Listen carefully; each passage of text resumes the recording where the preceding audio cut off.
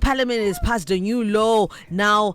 Polygamy is legal, like in all spaces, not just a cultural, customary law, not just the civil marriage and stuff. But then munhu wese akutobvumidzwa and hapana munhu achasungisa mumwe munhu, and then isusu vakadzi woti akutobvumidzwa kuti uite polyandry. And you know what, the Minister of Justice, Legal and Parliamentary Affairs, Honorable Ziyambi, had to clarify to say, no.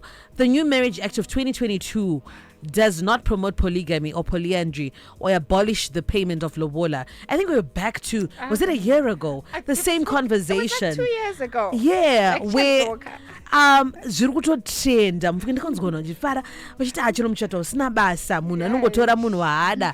So Advocate Nyari, what's really going on? Good morning.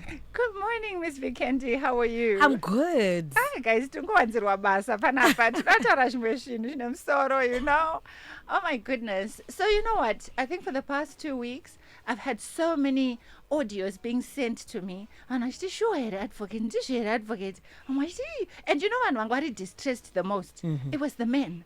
Who were like, what is this? Like, there must be some wrong interpretation of the law, Chichinye. Kutya polyandry kuti takudzi. Possibly. Kuti, I can get as many men as I can. It seems like it's okay on the other side. Yeah. No, but you know what?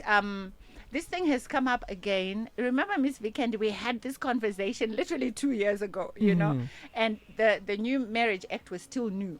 It's 2 years later, and this edition is Jasimukase. I have no idea, because then Justin's 13 October, something like